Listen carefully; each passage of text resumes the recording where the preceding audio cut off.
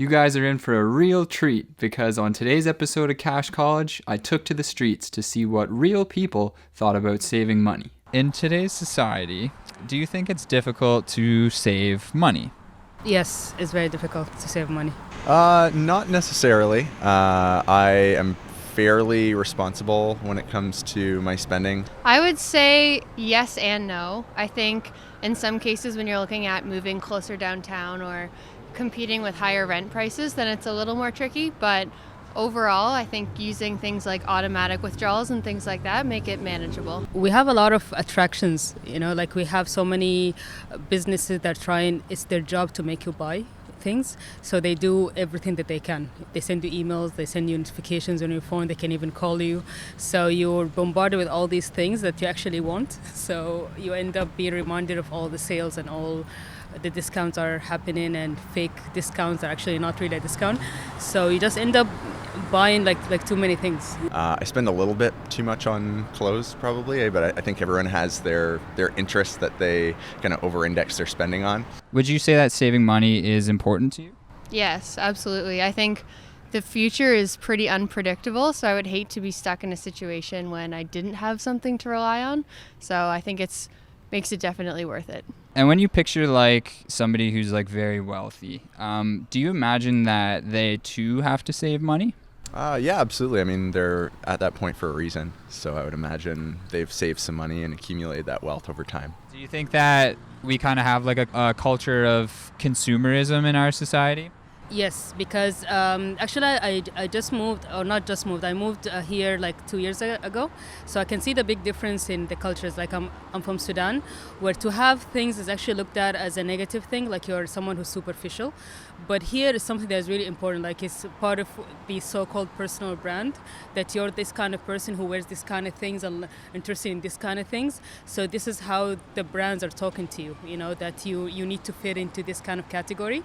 In Sudan, we don't really have this, it's looked at that you're just wasting money or you're just superficial or something like that. Here it's like everything, like you have to look a certain way and to dress a certain way or to have certain things. So yeah.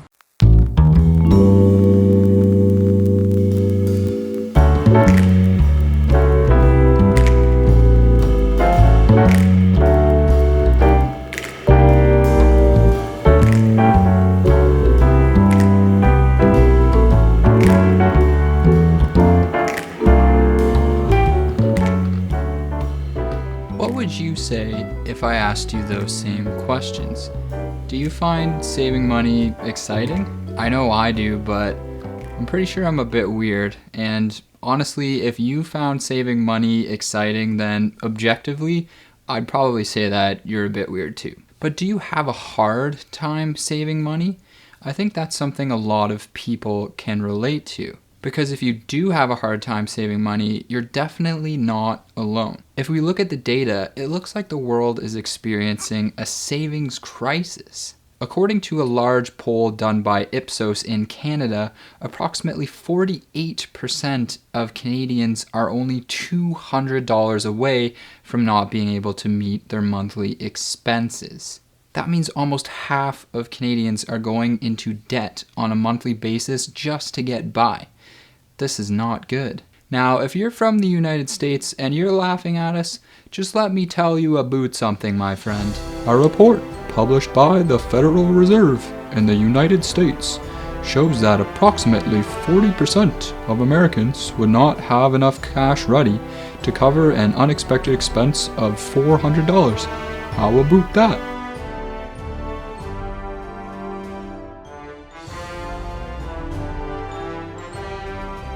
Why do you think we say things like that? We don't say a boot. Now, I'm not going to lie.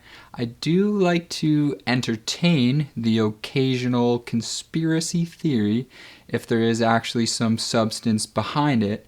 But generally, I like to think I'm a pretty rational guy. But I mean, it's almost as if society doesn't want us to save money. And the truth is, it doesn't. Well, sort of.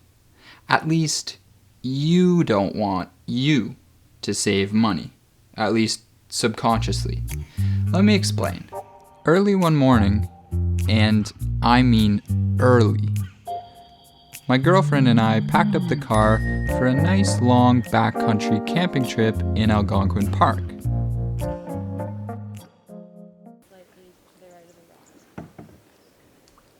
Ah, the pristine wilderness. Just like how our ancestors used to experience it. Well, sort of. Our ancestors wouldn't have exactly had the luxury of bringing all sorts of different gear with them. And one item in particular stands out. Food. Although we like to try and experience nature to the simplest degree by roughing it out in the wild, humans today still tend to bring enough food on excursions like these in order to sustain themselves and make sure that nothing bad happens. Our ancestors were not so fortunate. Humans have been hunting and gathering their food for the vast majority of our existence. Do you think it's poisonous? In fact, we only started farming very recently, and farming radically changed our relationship with food. It was no longer such a scarce resource. So what does this mean for us in terms of saving money? Well, evolution takes an extremely long period of time. Our earliest ancestors existed about 6 million years ago, super far back. And our most recent form, Homo sapiens, have existed since 2,000 years ago. But we only started farming about 12,000 years ago. And that's just a small blip compared to the period of time that we've been hunting and gathering for our existence. So here's the kicker. Our bodies haven't yet adapted to the new state of abundance in our new world. Take this for example. Imagine I am a hunter-gatherer, searching the forest for something to eat. I find a conveniently placed apple. My body tells me to immediately stuff as much of this into my face as possible because it thinks that food is scarce, so therefore I need to load up. Now imagine this. You're sitting at home on the couch watching Netflix. You reach for one chip and eat it.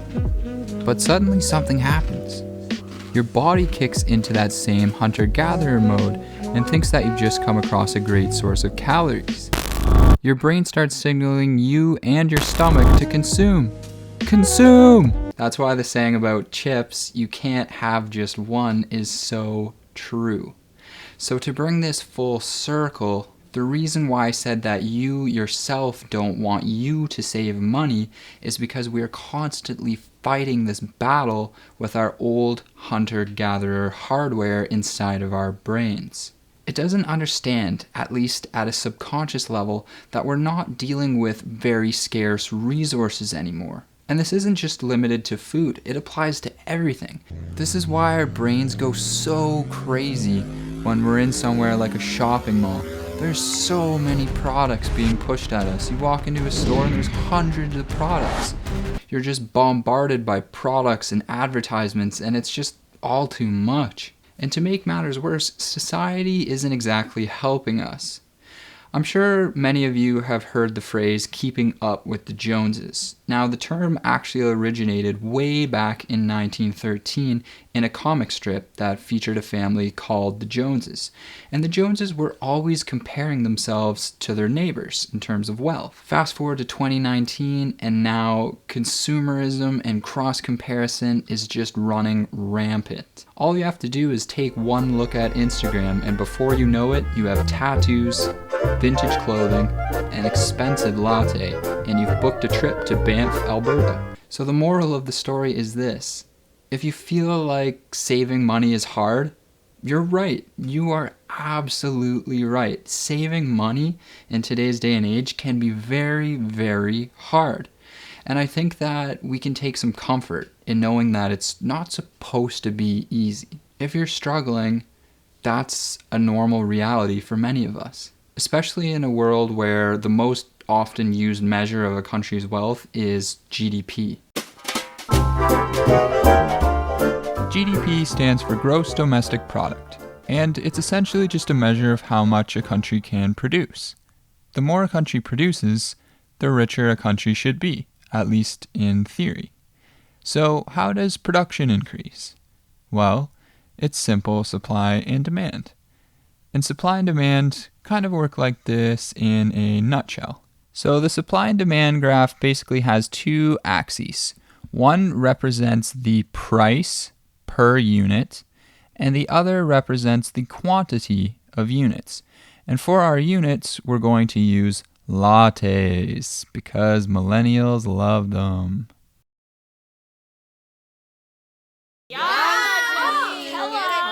So first, let's talk supply. So the line for supply generally goes something like this.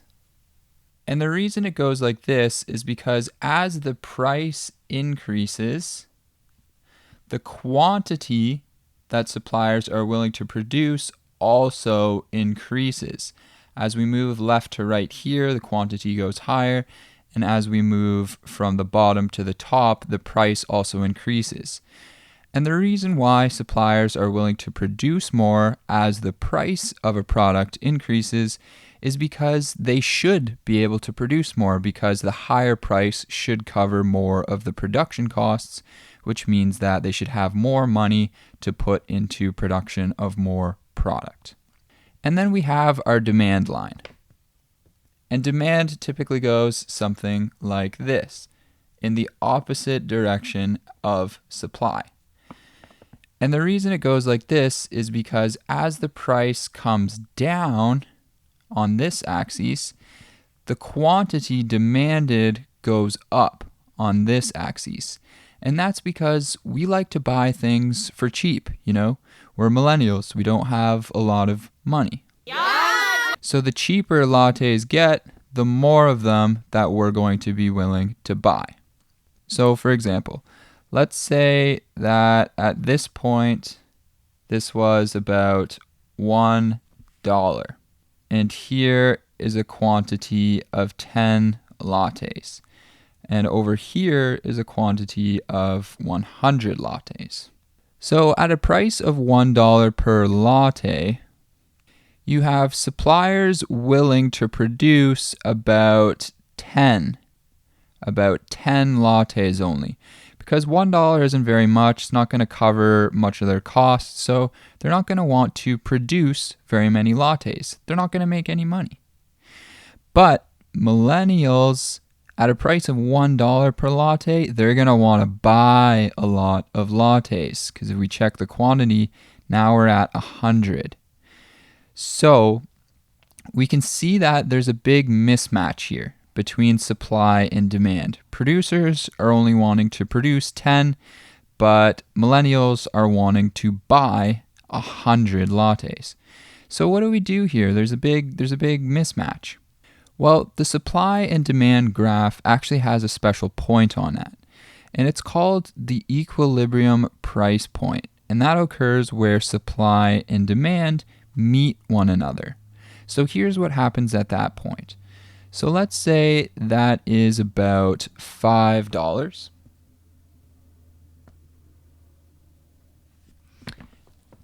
And a quantity of about 50 lattes. So now at a price of $5, suppliers are willing to produce 50 lattes.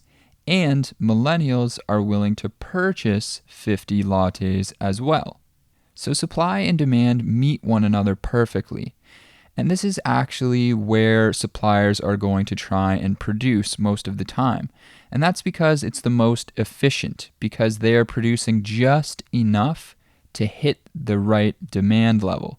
Because if they're producing down here, then they're producing too little for the demand, but the price is also going to be lower, and it's not going to cover their costs. And if they produce above the equilibrium, then they're producing too much and selling it at a higher price, and the demand's actually going to be lower at that same price. Because if they produced at a price of, let's say this was $6, well, demand at $6 is actually going to be less than how much they're producing. So it's important for suppliers to try and produce just enough to hit the right demand level. But what if suppliers wanted to produce more? What if they wanted to make more money? Well, basically, demand would have to increase. And when demand increases, it basically shifts to the right, like this. So this is our new demand level. Let's just say that a new coffee shop opened up in the area with some really nice flowers that are on the top of the latte, you know, those little milk flower things they pour in there.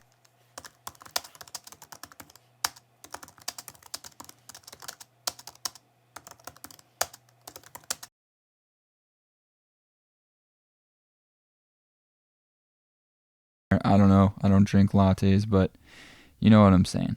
So our new demand level has shifted over, and we now have a new demand line that's plotted. Now what happens here? Well, the equilibrium price point has shifted upwards too.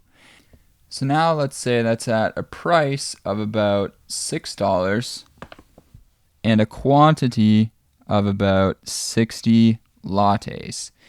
So now, since demand has increased, suppliers can then produce more to hit that new demand, and it will be at a higher price.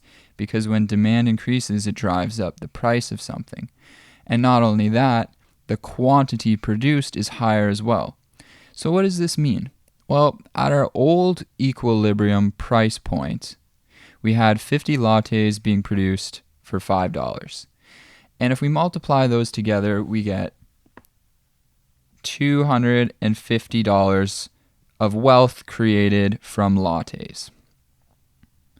But what about at our new equilibrium price point after we've increased demand? Well, now we have 60 lattes at $6, which gives us $360 worth of wealth created from lattes. So we can see that by increasing the demand of something, we can increase the amount that's produced and therefore the amount of money and profit that businesses are going to make from something. So to bring this full circle back to GDP, which is a measure of production, how do we increase production? We need to increase demand so that production can then meet that demand. So then how do we increase demand in society? I don't know, maybe instill a deep-seated need for consumerism?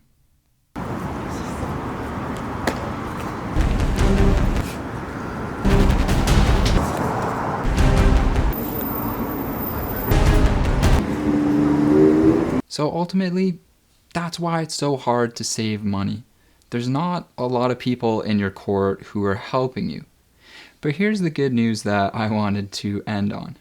I'm in your court. Every single video that I produce on this channel, I put my heart and soul into it with the intention that it's somehow going to help you along your personal finance journey. I realize the complete lack of education and help and resources out there, so I want to do my part by helping to fill that void in the best way that I can. I realize that saving money is a difficult but extremely, extremely important part of this, so I will be releasing additional videos on saving money in the near future to help out with this, so please keep an eye out for those. And if you haven't already, make sure to hit the subscribe button so you don't miss those videos and other important topics that I'll cover in the future. Hit the like button so I can get some more tattoos and vintage clothing, and leave a comment down below of your own struggles saving so that we can talk about them as a community. Thank you all so much for watching, and